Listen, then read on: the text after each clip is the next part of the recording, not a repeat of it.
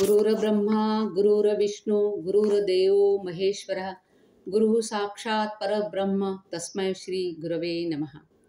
सर्वप्रथम पंचाचार्य परंपरेला मी वंदन करते, त्यानंतर बसवेश्वरांच्या चरणी नतमस्तक होते। माझे शिक्षा गुरु काशी जगद्गुरु डॉक्टर चंद्रशेखर शिवाचार्य महास्वामीजी यांच्या चरणी नतमस्तक होते। माझे दीक्षा गुरु सिद्धलिंग शिवाचार्य महाराज साखरखेडेकर यांच्या चरणी शतशः नमन। आज अक्षय तृतीया, महात्मा बसवेश्वर जयंती, सर्वांना त्यानिमित्त शुभेच्छा।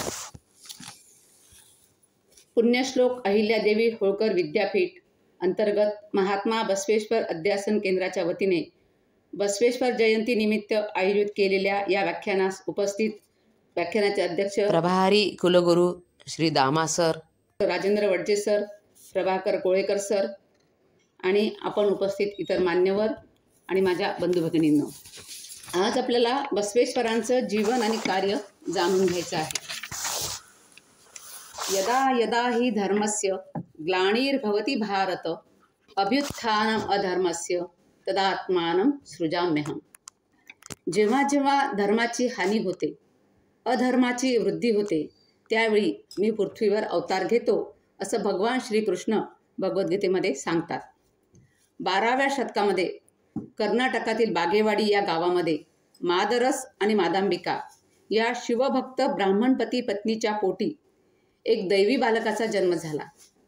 या बालकाच्या जन्मापूर्वी त्यांच्या मातापित्यांना त्यांचं बागेवाडीचं जे ग्रामदैवत होतं नंदिकेश्वर, त्यांचा आशीर्वाद लाभला होता, म्हणून या बालकाचं नाव ठेवलं होतं बसव। पुढच्या आयुष्यामध्ये या बसवाच्या हातून घडलेलं धर्म सुधारणेचं मोठं कार्य पाहून लोक त्यांना शिवगण नंदीचा अवतार मानू लागले। बसवांनांचा जन्म म्हणजे विश्वचैतन्याचा पूर्णावतारच म्हणता येईल।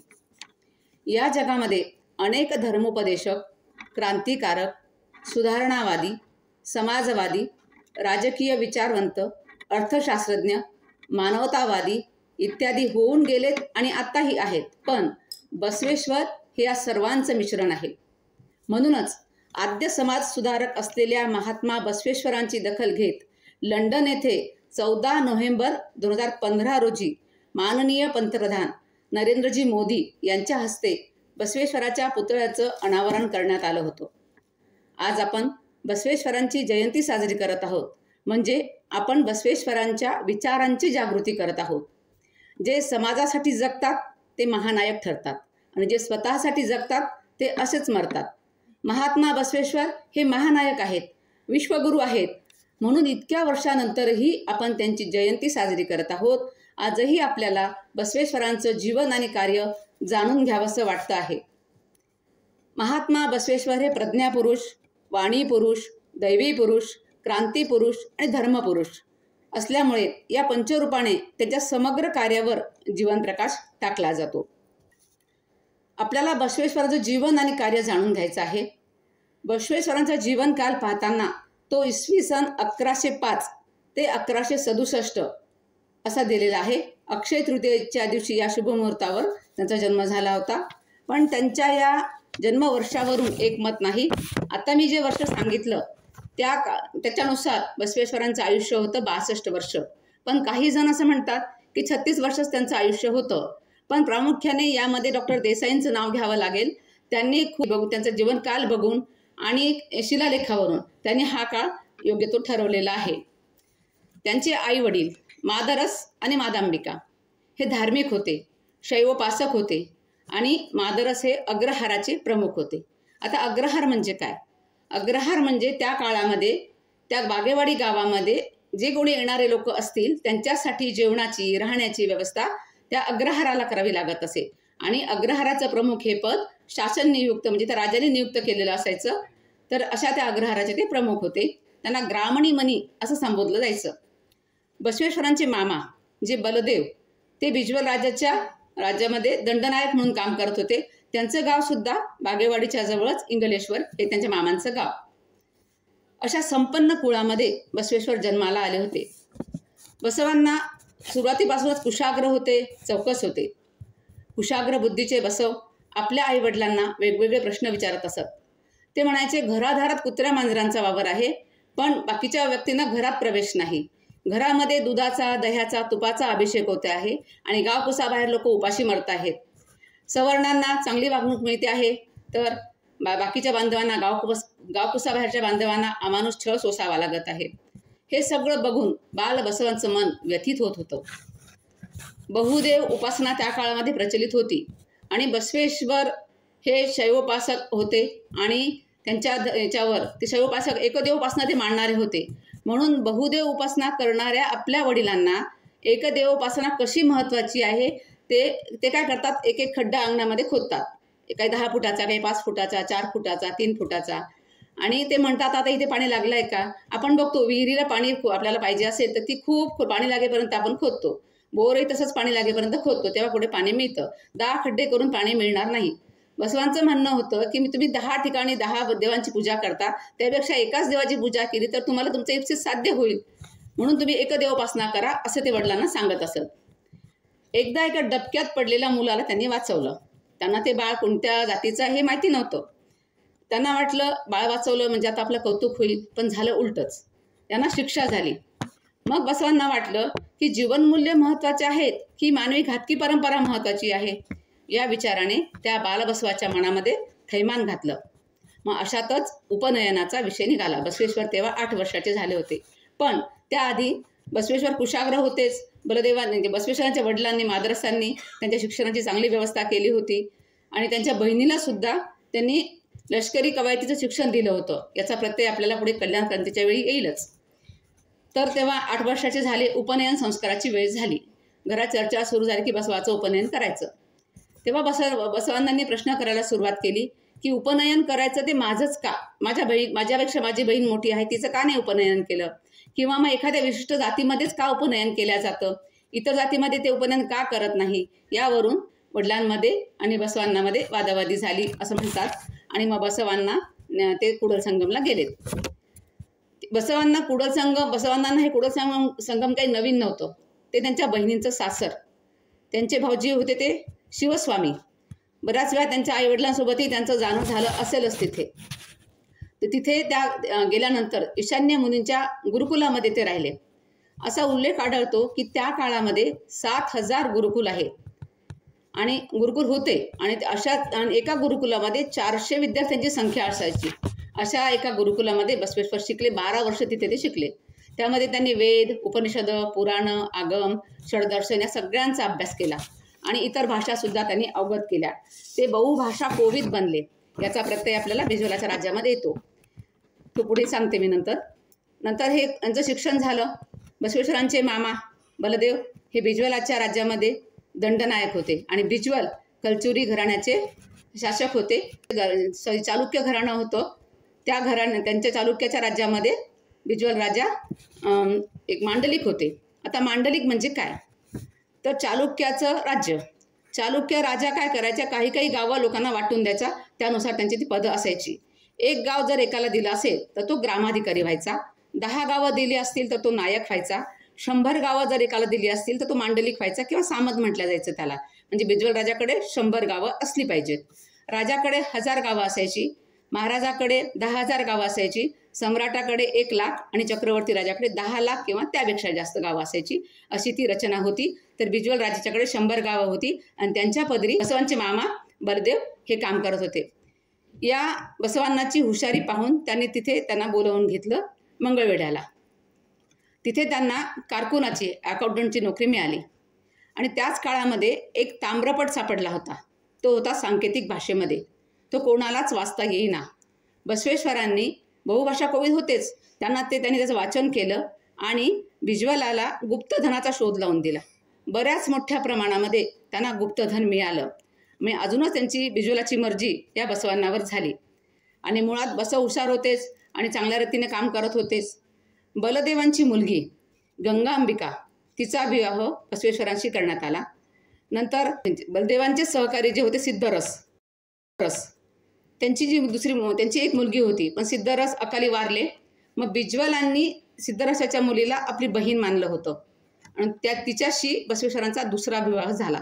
कदाचित हा विवाह राजकीय स्वार्थासाठी सुद्धा झालेला असू शकतो, अशा बसवेश्वरांना 2 बायका, त्यापैकी नागांबिका होती, ती बसवेश्वरांची आध्यात्मिक जीवनामध्ये सहचारिणी होती आणि गंगाबिका ही गार्हस्थ जीवनामध्ये सहचारिणी होती. या दोघींनाही एक एक अपत्य झालं होतं आणि दोन्ही अपत्य ते अल्पायुषी ठरले. ही यांची कौटुंबिक पार्श्वभूमी. बसवेश्वर अत्यंत पारदर्शक, निस्पृह आणि प्रामाणिक अधिकारी असा त्यांचा लौकिक होता. IAS प्रशासकीय अधिकारी असतात त्याप्रमाणे त्यांचं काम होतं. बसवेश्वरांचं ध्येय काय होतं तर समताधिष्ठित समाज निर्माण करणं. महात्मा बसवेश्वरांनी सामाजिक समतेची मूलभूत तत्त्वे स्वीकारली आहेत. ती मूलभूत तत्त्वे कोणती ते आपण बघूया. सर्व पुरुष समान आहेत. कोणताही पुरुष जन्माने, लिंगाने, व्यवसायाने उच्च नीच नसतो. प्रत्येकाने आपल्या आवडीचा व्यवसाय केला पाहिजे, आवडीच्या व्यवसायाचं पालन केलं पाहिजे. म्हणजे परंपरागत वंशपरंपरानुगत जे व्यवसाय येतात असे न करता ज्याला एखाद्याला दुसऱ्या व्यवसायाची आवड असेल त्याने तो केला पाहिजे. आणि सर्व कायक हे सन्माननीय कायक आहेत. कोणताही कायक कमी नाही किंवा उच्च नाही. कोणतंही काम असो, ते जनावराची कातडी काढण्याचं काम असो की देवपूजेचं काम असो, ते अगदी समान असं त्यांचं म्हणणं असायचं. वर्ण आणि आश्रम हे टाकून दिले पाहिजेत. इंटरकास्ट विवाह म्हणजे आंतरसामूहिक विवाहाला त्यांनी प्रोत्साहन दिलं. स्पृश्य आणि अस्पृश्य हा भेद नसावा असं त्यांचं मत होतं. सर्व माणसांना आध्यात्मिक चर्चेमध्ये भाग घेण्याचा, आध्यात्मिक ज्ञान प्राप्त करण्याचा आणि आत्मविकासाच्या मार्गावर जाण्याचा समान अधिकार आहे. फक्त उच्चवर्णीय आहे म्हणून त्यांनीच ते सगळं करायचं, शूद्रांना तो अधिकार नाही असं नाही. सगळ्यांना तो अधिकार त्यांनी बहाल केला होता. समानतेची त्यांची कल्पना मोठ्यांना लहान आणि लहानांना मोठं करून समानता आणण्याची नसून भेदभाव समूळ नष्ट करण्याची होती. समता हा बसवेश्वरांचा श्वास होता, ध्यास होता.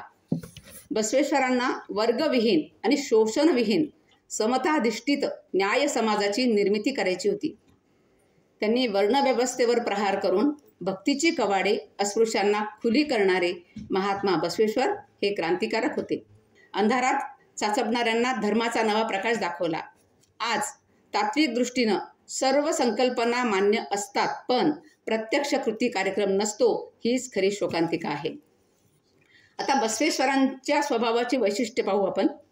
त्यांचा व्यक्तिमत्वाचा स्थायीभाव होता तो म्हणजे चिकित्सा, विवेक आणि समतोल विचार. बसवेश्वरांच्या लेखणीची अंगभूत वैशिष्ट्ये म्हणता येतील ती म्हणजे संयम, समन्वय आणि स्पष्टोक्ती. त्यांच्या पुढे आपण काही वचनं बघणार आहोत तेव्हा लक्षात येईल की ते किती स्पष्ट बोलायचे. त्यांची सूक्ष्म निरीक्षण शक्ती, व्यासंग, बहुश्रुतता आणि समाज मनाच्या वाचनाचा आवाका या गुणामुळे त्यांचं व्यक्तिमत्व प्रगल्भ आणि समृद्ध बनलं होतं. महामंत्री म्हणून कार्य करताना मानवी मूल्यांचा अनुभव सामान्य माणसांना झाला पाहिजे याची खबरदारी त्यांनी घेतली. त्यांनी समाजाच्या प्रत्येक घटकापर्यंत लोकशाही पोचवण्याचं काम केलं. त्यांच्याकडे असलेला राजदंड आणि धर्मदंड यांचा पुरेपूर उपयोग त्यांनी केला. बसवेश्वरांच्या काळामध्ये आजपासून 900 वर्षापूर्वी सामाजिक परिस्थिती खूप बिकट होती. माणूसच माणसाचा गुलाम बनला होता. कष्ट न करता फुकट खाणारा वर्ग समाजामध्ये वाढत होता. कष्ट करणारे 18 आलुतेदार आणि 12 बलुतेदार कष्ट करत होते. शेटजी भटजी या फुकटचे खाणाऱ्या लोकांची संख्या मोठी असली तरी बहुसंख्य बहुजनांचे मोठ्या प्रमाणात शोषण केले जात होतं. धर्माच्या नावाखाली अधर्माचंच तोम माजलं होतं. शूद्रांचा स्पर्श बाट समजला जात होता, अछूत समजलं जायचं. समाज अंधश्रद्धेमध्ये जखडला गेला होता. दगडधोंड्याला देव मानून पूजा करणाऱ्या लोकांचा वर्ग मोठा होता. राजे महाराजे लढाया करण्यामध्ये गुंतले होते. बहुदेव उपासना वाढली होती. नीतिनैतिकतेपेक्षा भोळा भक्तिभाव वाढला होता. दंभ दांभिकता वाढली होती. यज्ञ, होम हवन, पशुहत्या, सोवळे ओवळे, व्रतवैकल्य, अवडंबर आणि बुवाबाजी वाढली होती. कपोलकल्पित ग्रंथांना प्रमाण मानून समाज नागवला जात होता. याच शतकामध्ये प्रस्थापित समाजव्यवस्था बदलण्याचं आणि समग्र समाजक्रांती घडवण्याचं काम महात्मा बसवानंदांनी 12व्या शतकामध्ये केलं. त्यासाठी त्यांनी अनुभव मंडपाची स्थापना केली. अनुभव मंडप म्हणजे काय तर भारतीय संविधानाचा गाभा. अनुभव मंडप म्हणजे भारतीय लोकशाही असलेली पहिली संसद होती. आणि त्याचं वैशिष्ट्य असं होतं की त्यामध्ये सगळ्या कोणीही तिथे येऊ शकत होतं. गरीब, श्रीमंत, स्त्री, पुरुष, शूद्र असं कुठलाही त्यामध्ये भेद नव्हता. सगळ्यांना तिथे येण्याची परमिशन होती आणि सगळेजण आपलं आध्यात्मिक दृष्ट्या आपले विचार तिथे व्यक्त करत होते. तिथे सामाजिक, आर्थिक सगळे विचार तिथे व्यक्त व्हायची, चर्चा व्हायची सगळ्या गोष्टींवर. 12व्या शतकातील त्यांनी केलेल्या सामाजिक आणि धार्मिक क्रांतीची बीजे त्यामध्ये होती. अनुभव मंटपामध्ये समग्र सामाजिक समता, धर्म आणि समाज सुधारणा, सामाजिक परिवर्तन तसेच व्यक्ती आणि समाज यांचा संतुलित विकास ही अनुभव मंटपाची प्रमुख उद्दिष्टे होती आणि हीच मूल्ये भारतीय संविधानाची सुद्धा आहेत. अनुभव मंटपामध्ये सामाजिक, धार्मिक, आर्थिक या सगळ्या समस्यांवर चर्चा होत असे. अनुभव मंटपाच्या रूपाने जातीभेदाचा तीव्र निषेध करीत स्त्री पुरुषांना आत्मविकास करण्यासाठी समान अधिकार मिळावेत, तसेच प्रत्येकाला आपल्या आवडीचा व्यवसाय करण्याची संधी असावी आणि सन्मार्गाने धन मिळवीत त्याचा उपयोग समाज कल्याणासाठी करावा, या आधुनिक लोकशाहीने मान्य केलेल्या तत्वांचा सक्रिय प्रचार केल्यामुळेच 12व्या शतकातील महात्मा बसवेश्वर हे आज केवळ भारतातीलच नाही तर जगातील साक्षेपी धर्मसुधारक ठरतात. म्हणूनच त्यांचा पुतळा लंडन येथे उभारला जातो. या अनुभव मंटपाची ख्याती ऐकून देशोदेशीचे लोक त्यांच्याकडे यायला लागले. हे बसव तत्व जे होतं त्याचा प्रसार करण्याचं काम चरजंगमांनी केलं आणि बसव तत्व सगळीकडे पसरलं. मग त्यांची ख्याती ऐकून अफगाणिस्तानचा राजा आला, काश्मीरचे राजे आले, त्यांची राणी आली, राजकुमारी आली, चोल देशाचे मादर चेन्नई आले, सोलापूरचे सिद्ध रामेश्वर, शिवमोगाचे अल्लमप्रभू, अक्कम महादेवी असे अनेक शरणशरणी तिथे आले. त्यांची संख्या किती असेल? 770. 700 शरण होते आणि 70 शरणी होत्या. त्या काळामध्ये, ज्या काळामध्ये स्त्रियांना लिहिण्याला वाचण्याला म्हणजे कुठल्याच कार्याला बंदी होती, फक्त घर आणि घर चूल आणि मुलंच सांभाळायचं असं काम होतं, त्या काळामध्ये 70 महिला शरणी होतात, आपल्या चर्चेमध्ये भाग घेतात आणि आपली वचनं लिहितात. ही त्या काळामध्ये खूप मोठी गोष्ट होती. या अनुभव मंटपाचे पहिले अध्यक्ष होते अल्लमप्रभू, दुसरे अध्यक्ष होते चन्न बसवेश्वर, हे बसवेश्वरांचे भाचे होते, आणि तिसरे होते सिद्धरामेश्वर. आणि हे सगळं करत असताना या अनुभव मंटपामध्ये चर्चा तर होतच होती, पण स्त्रियांसाठी खूप मोठं काम बसवेश्वरांनी केलं. वेश्यांचं पुनर्वसन त्यांनी केलं. खूप वेश्या त्या काळामध्ये होत्या, पण सगळ्या वेश्यांना त्यांनी त्या कामातून बाहेर काढलं. त्यातली एक वेश्येचं नाव वचनामध्ये येतं, सुनी सकंबे नावाची वेश्या. तिने नंतर अनुभव मंटपामध्ये प्रवेश मिळवला आणि नंतर तिने वचने सुद्धा लिहिली. इतकं त्याने समाजामध्ये परिवर्तन घडवून आणलं. नंतर त्यांनी विधवांचे पुनर्विवाह केलेत, जातीभेद निर्मूलन केलं, स्त्रियांना प्रतिष्ठा दिली, त्यांना आर्थिकदृष्ट्या सक्षम केलं, त्यांना व्यवसायाभिमुख शिक्षण देण्याचा प्रयत्न केला आणि त्यांना अनुभव मंटपामध्ये वेगवेगळे रोजगार देण्यात आलेत. धार्मिक स्वातंत्र्य दिलं, शिक्षण, राजकीय स्वातंत्र्य, व्यवसाय स्वातंत्र्य त्यांनी दिलं. आता सध्याच्या परिस्थितीमध्ये महिला स्वातंत्र्य आणि महिला सबलीकरण याबाबत सरकारने धोरणे ठरवली असली तरी कायद्याने ती व्यवहारात उतरली नाहीत. महिलांची बेअब्रू, बलात्कार, अत्याचारासारख्या घटना घडत आहेत. बारबाला, वेश्या पुनर्वसनाचे प्रश्न तीव्रतेने पुढे आले आहेत.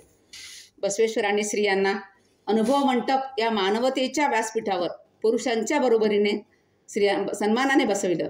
स्त्रियांची मानसिक, शारीरिक शोषणातून त्यांनी मुक्तता केली. अशाच काही शरणांचे अनुभव आहेत. या बसवेश्वरांनी निरक्षर लोकांना साक्षरसुद्धा केलं. अशीच एक शरणशरणीची जोडी होती. त्यांना वाटलं की बसवेश्वरांनी आपल्यासाठी एवढं केलं तर आपण काहीतरी केलं पाहिजे. त्यांनी मांडीची कातडी काढली आणि त्याची जोडे बनवलेत आणि ते बसवेश्वरांना घालायला दिलेत. पण बसवेश्वरांनी त्यात पाय न टाकता ते जोडे आपल्या डोक्यावर घेतले. म्हणजे शरणशरणींचा मान त्यांनी अशा पद्धतीने राखला. ते त्यांनी कधीच पायात घातले नाही, ते त्यांनी डोक्यावर घेतले. दुसरी घटना, शरणशरणींचे कामं ठरलेले असायचे. म्हणजे आता हे मी वरती जी नावं सांगितलेत, राजा राणी, अफगाणचे राजे आलेत, काश्मीरचे राजे आलेत, हे सगळेजण अनुभव मंडपमध्ये आले तरी प्रत्येकाला आपला व्यवसाय हा करावाच लागत होता. आपल्या स्वतःसाठी उपजीविकेचं साधन त्यांना करायचंच होतं. तेवढी उपजीविकेसाठी काम करावंच लागणार होतं. राजा आहे म्हणून मी बसून खाईल असं कोणासाठीच नव्हतं. आणि मग एका जणाकडे काम होतं दुकानासमोर पडलेले तांदूळ वेचण्याचं, एका शरणाचं. त्या दिवशी त्या रोज तो तांदूळ आपल्या गरजेपुरतेच आणायचा, पण एक दिवस त्याने तांदूळ जास्त आणले. मग त्याची पत्नी जी शरणी होती ती म्हटली की तुम्ही आज तांदूळ जास्त का आणले, आपल्याला एवढे तांदूळ लागत नाहीत, तुम्ही जा तिथे नेऊन ठेवा. त्याने तांदूळ नेऊन ठेवले आणि वचनामधून तिने सगळं आपल्या पतीला हे सगळं समजावलं की असं तुम्ही का केलं, आपल्या गरजा किती आहेत, कशाला जास्तीचं घ्यायचं वगैरे. मग हे तिचं वचन ऐकून तिचे पती जे शरण होते ते पत्नीला गुरु मानायला लागले. पण आजकालची सध्या परिस्थिती काय आहे, पत्नी घरात बोलायला लागली गप्प बैस, तुला कोणी विचारलं. काही घरात अजूनही हे संवाद ऐकायला येतात. पण त्या काळामध्ये त्या शरणीला गुरु मानणारे शरण म्हणजे काय संस्कार घडले असतील त्या बसवांनाच्या अनुभव मंडपामध्ये, यातून आपल्याला कल्पना येते. बसवेश्वर मंगळवेढ्याला असताना त्यांच्या घरात चोर घुसला होता. त्यांनी चोराला दोष दिला नाही, पहिले आपल्या बायकोला म्हटले तू घरात काय वस्तू आणली ज्या ती चोराला इथे येण्याची इच्छा झाली, तुझ्याकडे काय असेल ते आधी त्याला दे. तिने पत्नीकडचं काय होतं हार वगैरे त्यांनी द्यायला लावला आणि मग चोराचं मत परिवर्तन त्याने केलं. मग चोर त्या चोरीपासून परावृत्त झाला. त्यांचं असं म्हणणं होतं की चोरी करणं हा चोर मुद्दाम चोरी करत नाही, तर हे आपल्याच समाजाचं म्हणा किंवा राजकीय तिच्यामध्ये काहीतरी कमीपणा होतो, त्यांचं आपण चांगलं संगोपन करू शकत नाही म्हणून हे लोक चोरीकडे वळतात. त्यानंतर या कल्याणच्या अनुभव मंडपामध्ये जी चर्चा होत असे यातून वचन साहित्य निर्माण झालं.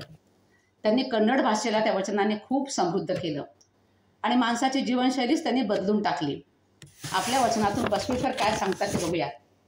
महात्मा बसवेश्वरांनी अंधश्रद्धा आणि कर्मकांडावर आपल्या विचाराने प्रहार केला. ते उदाहरण देऊन अंधश्रद्धा लोक कसे पाळतात हे सर्वसामान्य जनतेला सांगण्याचा प्रयत्न केला. ते म्हणतात, दुग्ध ते उच्छिष्ट वासराचे, पाणी ते मत्स्याचे उच्छिष्टची, पुत्य ते उच्छिष्ट तथा भ्रमराचे, साधन पूजेचे काय सांगा. वरील वचनातून त्यांना काय सांगायचं आहे की दूध हे वासरू प्रथम उष्ट करतं, पाणी मासे उष्ट करतात, फूल भुंगा उष्ट करतो, याला आपण पवित्र समजून देवाच्या पूजेसाठी वापरतो, देवाला आपण उष्टे अर्पण करतो, ही एक प्रकारची अंधश्रद्धाच आहे असं बसवेश्वर म्हणतात. मुळात महात्मा बसवेश्वरांना देवच मान्य नव्हता. ते एका वचनात त्याबद्दल म्हणतात, दगडाचा देव देव नव्हे, मातीचा देव देव नव्हे, वृक्षदेव देव नव्हे, सेतुबंध रामेश्वर, अन इतर क्षेत्राचा देव देव नव्हे, देव तुमच्या अंतर्यामी हे कुडल संगम देवा. त्यांनी या वचनातून काय सांगायचा प्रयत्न केला आहे तर देव मातीत नाही, दगडात नाही, वृक्षात नाही, तर देव आपल्या हृदयात आहे, आत्म्यात आहे. देवासाठी मंदिरात जाण्याची गरज नाही. देव देव म्हणता देव कोठे आहे, देव प्रत्यक्ष प्रत्येक माणसाच्या आत्म्यात आहे. देवासाठी मंदिरात जाण्याची गरज नाही हे त्यांनी इष्टलिंग पूजेद्वारे पटवून दिलं. इष्टलिंग पूजा आधीच्या काळातही असेल, त्याचे शिल्प सापडत आहेत. या काळात त्यांनी तो मृतप्राय धर्माला नवसंजीवनी दिली आणि इष्टलिंग देवोपासना जी आहे ती प्रचारात आणली. त्या इष्टलिंग पूजेमुळे काय झालं, भक्त आणि देव यामधले दलाल बंद केले त्यांनी. म्हणजे देव आपल्या इष्टलिंग आपल्याजवळ असेल तर त्याची तुम्ही 6 वेळा पूजा करा. मनमथ स्वामी म्हणतात 6 वेळा पूजा करा, नाही जमलं 3 वेळा करा, नाही जमलं 1 वेळा करा. आणि इष्टलिंग सतत सोबत असतो. इष्टलिंग अगदी गर्भावस्थेत असताना जातकर्म संस्कार म्हणून असतो वीरसाहेबांचा एक, तेव्हा आईजवळ तो दिलेला, आईच्या पोटावर बांधला जातो किंवा आईजवळ दिला जातो. त्यानंतर दीक्षाविधी होतो, आयाचा संस्कार म्हणतात, तो दीक्षाविधीसुद्धा होतो. आणि अगदी मृत्यूनंतर सुद्धा तो इष्टलिंग सोबतच असतो. इष्टलिंग असल्यामुळेच वीरसाहेबांना आणि त्यालाच शिवयोग समाधी असं म्हणतात. आणि इष्टलिंग अशा अवस्थेमध्ये हातावर ठेवून त्यांचं दफन केलं जातं. म्हणजे इष्टलिंग जन्माच्या आधीपासून सोबत असतो, तो मृत्यूनंतरही सोबत असतो. बसवेश्वर पुढच्या वचनामध्ये म्हणतात, मला आयुष्यभर शरणांची सेवा करण्याची संधी मिळावी. ते म्हणतात, मंदिराचा कळस बनून कावळ्याच्या विष्ठेने अपवित्र होण्यापेक्षा शरणांच्या पायातील पादुका करा मज कुडल संगम देवा. म्हणजे मी पादुका जरी झालो तरी चालेल, पण कळस नको मला. यज्ञ हवन करणारे दांभिक भटजी अग्नीला देव मानतात. अग्नीमध्ये खाण्यायोग्य दूध, तूप, तीळ, तांदूळ, महागडे जिन्नस टाकतात, त्याची नासाडी करतात. पण तो अग्नी जेव्हा घराला भस्मसात करायचा प्रयत्न करतो तेव्हा तो अग्नी देव राहत नाही. प्रसंगी त्या अग्नीत भटजी तूप, ज्या अग्नीमध्ये भटजी आधी तूप टाकतात त्याच अग्नीवर ते गटाराचे पाणी होतात आग विझवण्यासाठी. हाच दांभिकपणा बसवांना वचनामध्ये सांगतात. समाजातील प्रत्येक घटकाने सदाचाराने आचरण करावे, नीतिनियमांचं पालन करावं, अनाचार करू नये, चोरी, क्रोध, राग, स्तुती, मत्सर, आत्मस्तुती करू नये असे बसवांना आपल्या एका वचनामध्ये सांगतात. ते वचन असं आहे: चोरी करू नको, हत्या करू नको, खोटे बोलू नको, रागावू नको, इतरांचा तिरस्कार करू नको, दुसऱ्यांची निंदा करू नको. देवाला प्रसन्न करण्याची हीच रीत आहे, हीच अंतरंग शुद्धी, हीच बहिरंग शुद्धी, हीच खरी कुडल संगम देवाला प्रसन्न करण्याची पद्धती आहे. आणि अनुभव मंटपामध्ये जे सगळे शरणी होते त्यांनी लिहिलेली वचनांची संख्या एवढी जास्त होती की त्याचा उल्लेख येतोय तो 160 कोटी वचनं होती असं म्हणतात. पण कल्याण क्रांतीमध्ये त्यापैकी बरीचशी वचनं नष्ट झाली. एकट्या बसवेश्वरांची वचनांची संख्या सांगितली जाते 1,96,000, पण आता फक्त 1,500 वचनं त्यांची उपलब्ध आहेत. आणि या अनुभव मंडपाचे 2 सिद्धांत होते: कायक वे कैलास आणि दासोह. कायक वे कैलास म्हणजे काय? श्रम हाच स्वर्ग, डिव्हाइन वर्क म्हणजे काम ते अगदी चांगलं करायचं, उद्यमशील, विशुद्ध, सात्विक जीवन जगता येईल असं काम करायचं. बाह्य जग विसरून एकाग्रतेने निष्ठापूर्वक सर्व शक्ती एकवटून समर्पित भावनेनं केलेलं कर्म तेच कायक. कायक हे समाजमान्य असलं पाहिजे. बसवेश्वरांच्या मते गरिबी हे पूर्वजन्माचं किंवा पूर्वजांचं पाप नाही, तर ते सामाजिक राजकीय व्यवस्थेचं कटुफळ आहे. म्हणजे कायक हे जे करायचे आहे, प्रत्येकाने काम हे केलंच पाहिजे. आता अफगाणचा राजा आला, काश्मीरचा राजा आला, त्याने म्हटलं मी राजा आहे, मी काहीच करणार नाही, तर त्यालासुद्धा काम करावंच लागलं. प्रत्येकाने काम करायचं, उपजीविकेचं साधन शोधायचं, आपल्यापुरतं कमवायचं, आणि जे उरलेलं आहे तो पुढचा सिद्धांत आहेच, तो सांगते ते दुसऱ्यांना द्यायचं. बसून कोणीच खायचं नाही. म्हणजे आयतेपणा बसवेश्वरांना अजिबात मान्य नव्हता. आजकालच्या जे आहे सवलती, सगळ्या सवलती मिळत आहेत, त्यामुळे बसून खाण्याची वृत्ती आज जी वाढलेली आहे ती इथे आपल्याला बसवेश्वरांचे विचार खूप महत्त्वाचे वाटतात.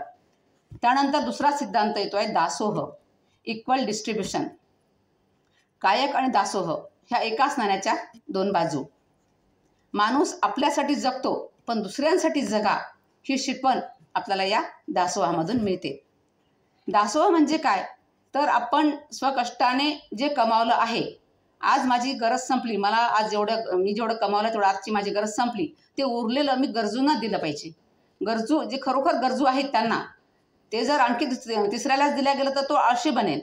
तर ती निवडही चांगल्या पद्धतीने करावी लागेल, की जो अपंग आहे, वृद्ध आहे, की जो उपजीविकेत करू शकत नाही आपली कुठल्या साधनाने, असे लोक निवडून त्यांना आपण ते दिलं पाहिजे. दुर्बल घटकांसाठी त्याचा वापर केला पाहिजे. आणि हा दासोह म्हणजे निकोप समाजाच्या नैतिक अर्थव्यवस्थेचा तो आधार आहे. आणि या अनुभव मंडपामध्ये जे शरणी यायचे त्यांना जात नसायची, ते सगळे समान व्हायचे. कोणी कुठल्याही जातीचा येऊ, स्त्री असेल, पुरुष असेल, गरीब असेल, श्रीमंत असेल, त्याची जात कुठलीही असेल, ते सगळे समान व्हायचे. एकदा अल्लम प्रभूंनी प्रश्न केला अनुभव मंडपमध्ये. अल्लम प्रभू अध्यक्ष होते. त्यांनी प्रश्न केला की या अनुभव मंडपमध्ये सर्वात श्रेष्ठ भक्त कोण? मग बसवेश्वर उभे राहिले आणि म्हणाले मी सर्वात श्रेष्ठ भक्त. तेव्हा सगळे शरणी कुजबुजायला लागले. अरे बसवेश्वरांना अहंकार जागा झाला, बसवेश्वरांना असं कसा अहंकार जागा झाला, ते असं कसं म्हणू शकतात की मी सर्वात श्रेष्ठ भक्त आहे? तेव्हा बसवेश्वर म्हणाले मी इथे फक्त एकटाच भक्त आहे, तर तुम्ही सगळे शिव आहात, शिवास समान आहात, अशी त्यांची विचारसरणी होती. मी एकटा भक्त म्हणून मी श्रेष्ठ म्हटलो, तुम्ही तर सगळे शिवच आहात, मग शिव तर आधीच श्रेष्ठ आहेच, तर भक्तांमध्ये मी एकटा असल्यामुळे मी श्रेष्ठ आहे असं म्हटले. त्यानंतर आता सांगितलं की मी शरणींना जात नसते, तर त्या काळामध्ये त्या अनुभव मंडपमध्ये हरळय्या आणि मधुवरस हे 2 शरण होते. तर मधुवरस हा ब्राह्मण जातीचा होता, त्यांची मुलगी होती, आणि हरळय्या जे होते ते चांभार होते, त्यांचा मुलगा होता. आता बस जात नाही म्हटल्यानंतर मग सगळे समान म्हटल्यानंतर विवाह करायला काही हरकत नाही. बसवेश्वरांनी त्या दोघांच्या विवाहाला संमती दिली आणि तो विवाह झाला. आणि इकडे काय झालं की आधीच जो कोणी चांगलं काम करतो, आपण आजही बघतो आहोत, जो कोणी चांगलं काम करतो त्याच्या विरोधात बोलणारे लोक असतातच. कुठल्याही ऑफिसमध्ये जा, कुठेही बघा, विरोधक असतातच. तसं आधीपासूनच विज्वलाचे कान भरणारे होतेच, पण विज्वल नेहमी दुर्लक्ष करायचे, कारण बसवेश्वरांचं काम चांगलं होतंच. पण आता सनातनी ओरडायला लागले, धर्म बुडाला, धर्म बुडाला. तेव्हा विज्वलांनाही खरं वाटलं, खरंच आता जर आंतरजातीय विवाह झाला तर काय होईल पुढे.